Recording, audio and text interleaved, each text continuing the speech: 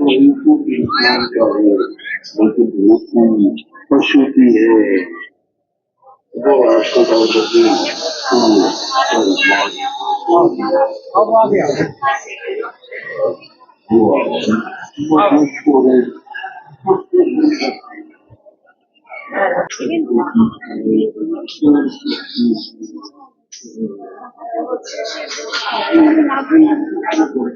बाहर समझेंगे, आप बहुत अच्छे हैं, आप हमारे यहाँ आइए, और अंदर में क्या सोचेंगे कि कैसा है, जल्दी से।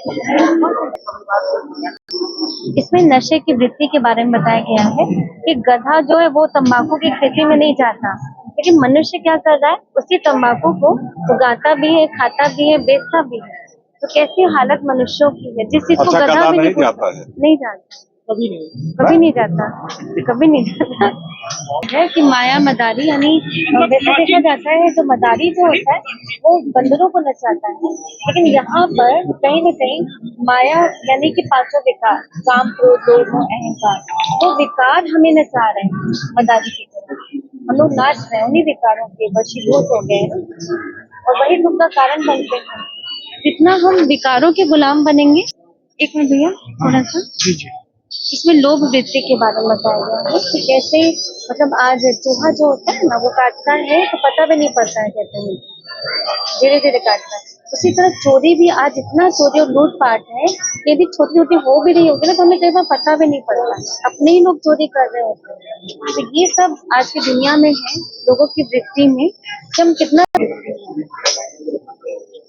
यहाँ पर भी जैसे दिखाया गया है कि दुनिया में हम आए हैं तो जीना ही पड़ेगा। हाँ, मनुष्य जो है वो परिवार को बोझ समझने लगा है। पहले आप देखिए कि पहले के समय में एक एक के 10-10 बच्चे होते थे और वो कितने आराम से पाल लेते थे, है ना। तो एक दो भारी, एक तो पिता के लिए बच्चे भी भारी है और बच्चों के लिए पिता माँ भारी है, लेकिन उन्होंने पूरा जीवन पाला है। एक तरह से जीवन लोग बोझ की तरह ले रहे हैं। तो यहाँ पे वही है, बैल जो होता है बोझ ढोता है, वो चीज। और मनुष्य भी क्या कर रहा है, मांसाहारी है। जबकि आप देखिए कि जब हमारे घर में कोई शरीर छोड़ता है तो हम क्या करते हैं, हम एक दिन भी उसे अपने घर में रखना पसंद नहीं करते, है ना। और उसकी सारी चीजें फेंकते भी हैं, बाहर भी निकालते हैं, लेकिन हम लोग क्या करते हैं, उसे काटते भी है जानबूझ के, जीते जी उसको मार देते हैं और खाते भी हैं। तो सोचिए हमारा पेट कितना बड़ा शमशान होगा। मुझे लग रहा है वो हम लोग को पता पड़ गया ना।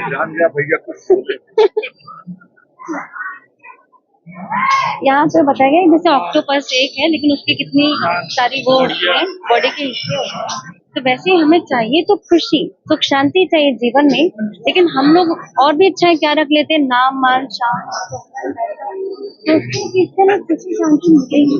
लेकिन ये सब होने के बावजूद भी हमें खुशी शांति नहीं मिलती, क्योंकि जो वो एक चीज है ना जिससे हमें शांति मिलती है, उसको छोड़ करके हम सारा करते हैं। गेंडा के समान आज मनुष्य भी हो गया, क्योंकि गेंडा की ऐसी प्रवृत्ति होती है, उसको यदि बड़ी चीज भी दे दे तो उसके आगे वो चीज छोटी होती है। तो मनुष्य जो है आज इतना ज्यादा लोभी होता जा रहा है, असंतुष्ट हो रहा है कि उसे दुनिया में सारी चीजें चाहिए ही चाहिए। इच्छा जिए तो कल वो, परसों वो, और इसी कारण वो प्रकृति का कितना दोहन कर रहा है। तो कैसे वो निकल रहा है आज अपनी इच्छाओं के वशीभूत होकर।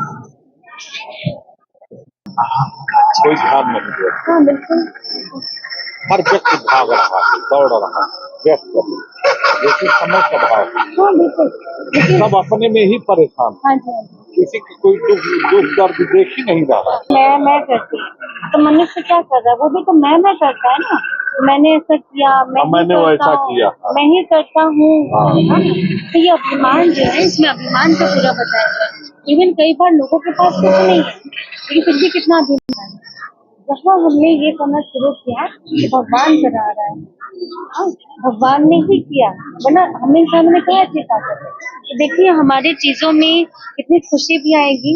दूसरा, कहीं ना कहीं हम अपने संगठन का साथ दें कि सारे भारी हो गया है, और वहाँ दिखाया गया था कि तो उसके लिए हमें कहीं ना कहीं परिवर्तन के दौर से गुजरना पड़ेगा।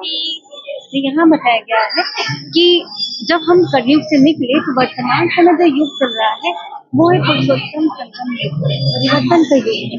क्योंकि इसी युग में परमात्मा शिव निराकार ब्रह्मा बाबा के तन का आधार लेकर इस संस्थान की स्थापना करते हैं और ईश्वरीय ज्ञान देते हैं, ताकि हमारे अंदर ये सब जो बुराई है उन बुराइयों की हम ये जो आप देख रहे हैं ये विश्व परिवर्तन यज्ञ है। इस यज्ञ में हम अपनी बुराइयों को स्वाहा करते हैं और उसके बाद फिर दैवी गुणों की धारणा करते हैं। दिव्य गुणों को जब अपनाएंगे तभी तो देवत्व की ओर जाएंगे ना, क्योंकि देवता यानी देने वाले, देवता यानी डिवाइन वैल्यूज है। तो वो चीजें धारण करने के लिए कहीं ना कहीं हम लोगों को क्या होता है, हिम्मत, साहस, आत्मविश्वास, जब हम राज्यों दृढ़ता, अनुशासन का विकास। जी हिम्मत, साहस, आत्मविश्वास, दृढ़ता व अनुशासन का विकास, विश्व में एक दो के प्रति सहयोग व शुभकामना, ये सब अच्छी भावना, जैसे आपसी भाईचारा जो आपने क्लिक भी किया, व्यापार में ईमानदारी और निष्ठा, तो ये सब कब होता है जब हम राज्यों का अभ्यास करते हैं। राजयोग द्वारा संस्कार, व्यवहार में परिवर्तन। क्योंकि आध्यात्मिकता हमें ज्ञान देती है, हमें समझ देती है अच्छे बुरे का। बहुत उचित चीज लिखी है।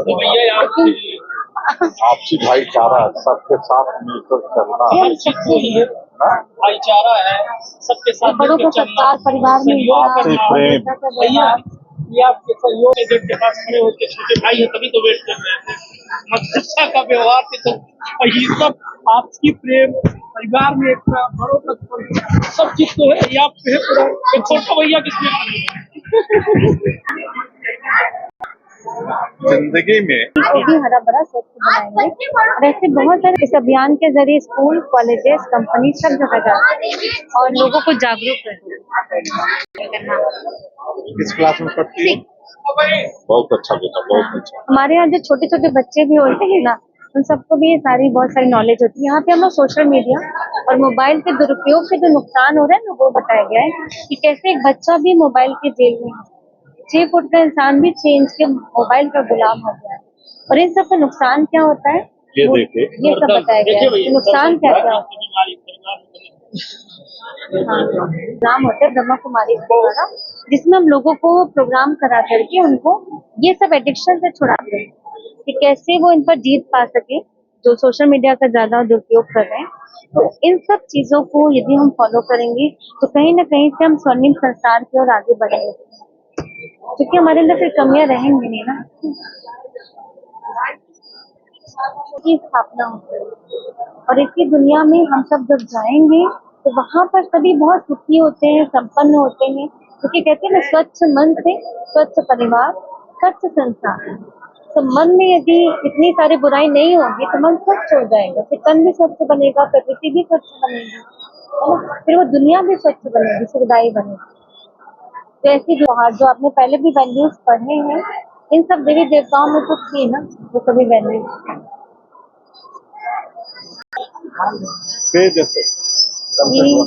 बताया गया कि जो मटकी फोड़ना है, हम दिखाते हैं ना कि मटकी फोड़ते हैं कृष्ण जी, हाँ, सबके घरों में जाके मटकी फोड़ के माखन चुरा के समझना है कि भगवान तो संपूर्ण थे, उनके यहाँ तो खुद ही इतनी सारे मक्खन थे, तो वो क्यों किसी के यहाँ जाएंगे।